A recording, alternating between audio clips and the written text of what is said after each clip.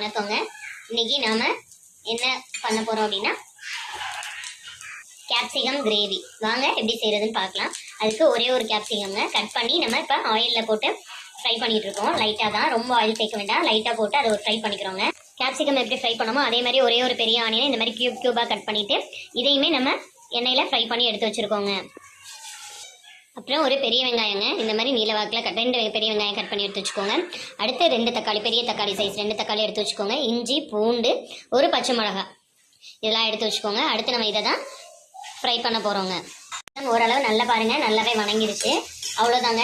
இதை அப்படியே நம்ம எப்படி ஆனியனை மாற்றி எடுத்து வச்சுருக்கோமோ அதே மாதிரி இதையுமே மாற்றி எடுத்து வச்சுக்கோங்க. பாருங்கள், நம்ம கேப்சிகமையும் ஆனியனையும் இதே மாதிரி நல்லா எண்ணெயில் ஃப்ரை பண்ணி எடுத்து வச்சாச்சுங்க. ரொம்ப ஃப்ரை பண்ணணும்ல, லைட்டாக ஃப்ரை பண்ணாவே போதும். இதில் ரா ஸ்மெல் போகிறதுக்காக இது மாதிரி போடும்போது நல்லா இருக்கும். அதுக்காக தான் நம்ம எண்ணெயில் பொரிச்சு எடுத்து வச்சுருக்கோங்க. நெக்ஸ்ட் அதே கடாயில் அதிலே எடுத்து வச்சுக்கோங்க. இதுலேயும் கொஞ்சம் ஆயில் சேர்த்துக்கோங்க. ஆயில் சேர்த்துட்டோங்க. இப்போ நம்ம இது கூட என்ன சேர்க்க போகிறோம் அப்படின்னா இஞ்சி பூண்டு நம்ம எடுத்து வச்சுருந்தோம் இல்லைங்களா, இப்போ காமிச்சு இல்லைங்களா, அந்த இஞ்சி பூண்டு தாங்க ஃபஸ்ட்டு சேர்க்க போகிறோம். இன்னும் நல்லா சூடாயிடுச்சுங்க. பாருங்கள், இஞ்சி பூண்டு அதுதான் ஃபஸ்ட்டு நம்ம சேர்க்குறோம். அது நல்லா பொரிய விடலாங்க. ரொம்ப பொரியவில்லைங்க. அடுத்து வந்து நம்ம ஆனியனை சேர்த்துடலாங்க.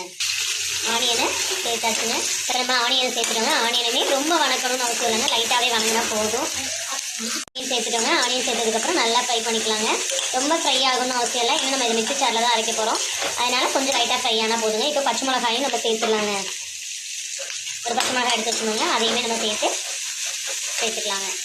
இது சேர்த்ததுக்கப்புறமே ரொம்ப வணங்கணும்னு சொல்ல வேண்டியதுலன்னு சொல்லல, அதனால் நம்ம தக்காளியுமே சேர்த்துக்கலாம். தக்காளியும் சேர்த்துமே நல்லா மிக்ஸ் பண்ணிடலாங்க.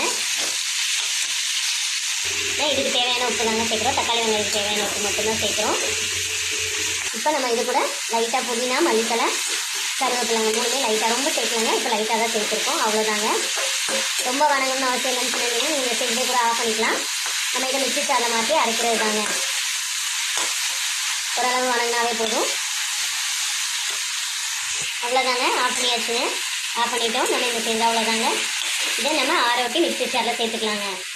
இதுக்கு தேவையான மசாலா ரெடி பண்ண போகிறோங்க. அதுக்கு ஃபஸ்ட்டு 2 பிரிஞ்சி இலைங்க, அடுத்து வந்து கல்பாசின்னு சொல்லுவாங்க அது, அப்புறம் பட்டைங்க, கிராம்பு ஒரு 3 கூட சேர்த்துக்கோங்க. 4 சேர்த்துருக்கேன், நீங்கள் உங்களுக்கு தேவையான அளவு சேர்த்துக்கோங்க.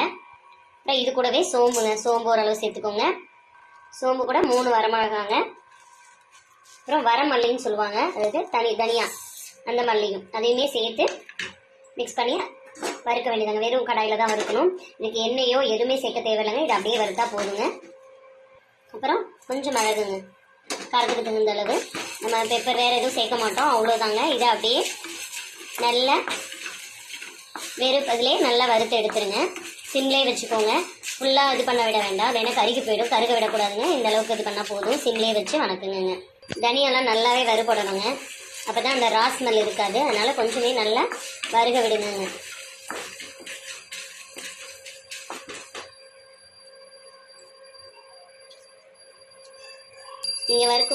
நீங்கள் நல்லா வறுக்கும் போதே தெரிய ஆரம்பிச்சிருங்க. நல்ல ஸ்மெல் வரும்.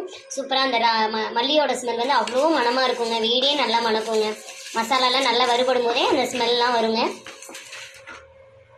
பாருங்கள், மல்லியோட நிறம் வந்து மாறிடுச்சு, கலர் மாறிடுச்சு. அவ்வளோதாங்க. மல்லி நிறம் மாறினாலே நல்லா வறுபட்டுருச்சுன்னு அர்த்தம். அந்த ரா ஸ்மெல்லுமே உங்களுக்கு தெரிஞ்சிருக்கும், அது முன்னாடி வரும்போதே வந்திருக்கும். அவ்வளோதான். இதை வந்து ஆஃப் பண்ணிடலாங்க. எல்லாமே நல்லா வறுபட்டுருச்சு பாருங்கள், உங்களுக்கு பார்க்கும்போதே தெரிய ஆரம்பிச்சிடும். நம்ம ஆஃப் பண்ணியாச்சுங்க. ஆறினதுக்கப்புறம் நம்ம மிக்ஸி ஜாரில் சேர்த்து அரைச்சி எடுத்துக்கலாங்க. தக்காளி வெங்காயம் கட் பண்ணி ஆற வச்சிட்டோம் இல்லைங்களா, அந்த ஆறினதை நம்ம மிக்ஸி ஜாரில் சேர்த்துக்கலாங்க. மிக்ஸி ஜாரில் சேர்த்தாச்சுங்க. இப்போ அதை நம்ம அரைச்சி எடுத்துடலாங்க.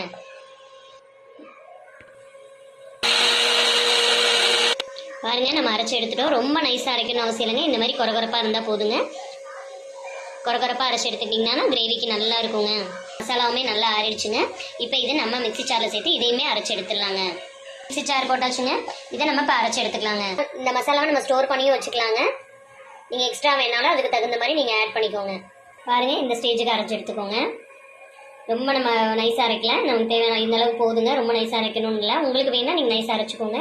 இந்த மாதிரி திருப்தியாக இருக்கும், நல்ல டேஸ்ட் இருக்குங்க. நல்லா சாப்பிடும்போதும் நல்லாயிருக்கும். உங்களுக்கு நைஸாக வேணும்னா நீங்கள் நைஸாக அரைச்சிக்கோங்க. நம்ம அதே கடாயை எடுத்துக்கலாங்க. அதே கடாயை எடுத்து கிரேவி பண்ண ஆரம்பிச்சிடலாங்க. எல்லாமே அரைச்சி எடுத்தாச்சு. அவ்வளோதான் மசாலாலாம். இப்போ நம்ம அரைச்சி எடுத்துடலாங்க. அரைச்சி எடுத்ததுக்கப்புறம் நம்ம எல்லா வேலையும் முடிச்சிட்டோம். இப்போ வந்து தாளிச்சு விட போகிறோங்க. அதே பாத்திரத்தை வச்சு ஏன் கலக்கலையான்னு கேட்டிங்கன்னா அப்படிலாம் இல்லை, கலக்க வேண்டியதில்லை. நம்ம அதிலே சேர்த்துக்கலாம். ஆயில் மட்டும் தானே சேர்த்துது, அதனால் ஒன்றும் ஆகாது. நம்ம அதையில ஆயில் சேர்த்துட்டு அப்படியே ஸ்டார்ட் பண்ணிக்கலாங்க. எண்ணெய் ஊற்றியாச்சு. எண்ணெய் காயட்டுங்க. எண்ணெய் காயிற வரைக்கும் வெயிட் பண்ணலாம். இப்போ நம்ம அரைச்சி எடுத்து வச்சுருந்தோம் இல்லைங்களா, அதை வந்து இப்போ அந்த ஆயிலே சேர்த்துக்கலாங்க. எண்ணெய் காஞ்சிருச்சு, நம்ம அந்த ஆயிலில் சேர்த்துக்கலாங்க. நம்ம அதை கழுகி கொஞ்சம் லைட்டாக ஊற்றி எடுத்துருக்கோங்க. இது நல்லா அந்த ஆயிலில் நல்லா மிக்ஸ் பண்ணி விடுங்க. நம்ம இதில் பச்சை மிளகாய் போட்டுக்கனால காரம் இருக்குங்க. நம்ம அதுலேயும் பெப்பரு வரமிளகாலாம் சேர்த்துருக்கனால காரம் இருக்கும். நீங்கள் எக்ஸ்ட்ரா வேணும்னா மிளகாத்தூள் இதெல்லாம் ஆட் பண்ணிக்கோங்க. நான் வந்து ஆட் பண்ண மாட்டேங்க. நம்ம இதில் இருக்க காரமே போதுங்க. நல்லா கொதிக்கிடுங்க. நல்லாவே கொதிக்கிட்டோம். இது கொஞ்சம் நேரம் கொதிச்சாதாங்க நல்லாயிருக்கும். ஒரு 3 மினிட்ஸாவது இது நல்லா கொதிக்க விடுங்க. பாருங்கள், நல்லா கொதிச்சு வந்துச்சுங்க. இப்போ நம்ம இந்த ஸ்டேஜில் என்ன சேர்க்க போகிறோம்னா, நம்ம அரைச்சி வச்சுருந்தோம் இல்லைங்களா பொடி, அந்த பொடியை இதில் ஆட் பண்ண போகிறோம். நீங்கள் உங்களுக்கு எந்த அளவுக்கு தேவையோ அந்த அளவுக்கு, நான் கொஞ்சம் ஸ்டோர் பண்ணுறதுக்காக கொஞ்சம் சேர்த்து இது பண்ணேன். நீங்கள் உங்களுக்கு எந்த அளவுக்கு தேவையோ அதை மட்டும் இது பண்ணிவிட்டு மீதியை எடுத்து வச்சுக்கோங்க, சேவ் பண்ணி வச்சுக்கோங்க. இந்த மசாலா ஆட் பண்ணோன்னே பாருங்கள், நல்ல கலருமே உங்களுக்கு வித்தியாசம் தெரியும். இந்த மசாலா உள்ள கலரு இதுவுமே நல்லா மிக்ஸ் ஆகி தக்காளி எல்லாமே சேர்த்து மிக்ஸ் ஆகும், நல்லா இருக்குங்க. நம்ம இது கூட புதினா, மல்லித்தலை, கருவேப்பிலை எல்லாமே சேர்த்துக்கலாங்க. நம்ம கிரேவிக்கு தேவையான அளவு தண்ணியும் ஊற்றிக்கலாங்க.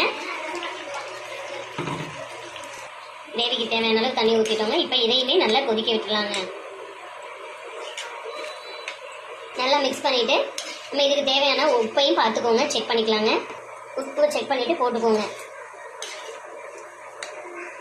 இப்போ நம்ம தண்ணி சேர்த்து எல்லாமே உப்பு எல்லாமே பார்த்துட்டோம். இதை கொஞ்சம் நேரம் நல்லா கொதிக்க விட்டு கொஞ்சம் நேரம் மூடி வச்சுருக்கலாங்க. இப்போ நம்ம மூடி எடுத்துகிட்டு நல்லா கொதி வருதுங்க. இது நல்லா மிக்ஸ் பண்ணி விடுங்க. பாருங்கள், நல்லாவே நல்ல கிரேவி வந்து திக்னஸ் ஆக ஆரம்பிச்சிருச்சு. உங்களுக்கு லிக்யூடாக கொஞ்சம் வேணும் அப்படின்னு நினச்சிங்கன்னா இப்போவே நீங்கள் இது பண்ணிக்கலாங்க. அந்த நம்ம கேப்சிகமும் ஆனியனும் கட் பண்ணி வச்சிருந்தோம்ல அதை நீங்கள் ஆட் பண்ணிக்கலாங்க. இப்போ நம்ம இன்னும் கொஞ்சம் கூட டைட் பண்ணலான்னு இருக்கோம். ஆனால் இன்னும் ஒரு 5 நிமிஷங்க அப்படியே மூடி வச்சிடலாங்க.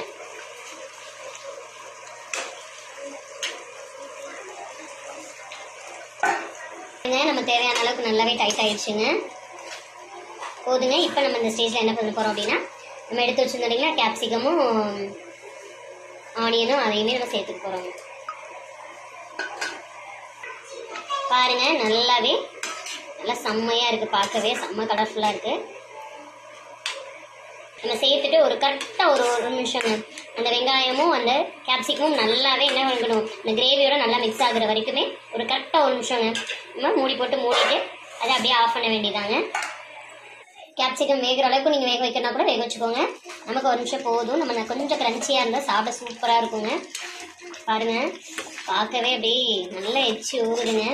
இது சப்பாத்திக்கு, சாப்பாட்டுக்கு, நானுக்கு, இந்த மாதிரி எந்த டிஷ்ஷுக்காக இருந்தாலும் செம்மையாக இருக்குங்க. உங்களுக்கு பிடிக்குமா இந்த மாதிரிலாம் பண்ணுறது? நீங்கள் எந்த மாதிரி கிரேவிலாம் பண்ணுவீங்கன்னு மறக்காமல் சொல்லுங்கள். அவ்வளோதாங்க, ஆஃப் பண்ணிடலாங்க. மல்லித்தலையை தூவிட்டு ஆஃப் பண்ண வேண்டியதாங்க.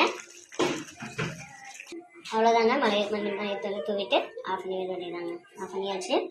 மல்லித்தலையை மூடி வச்சுருங்க.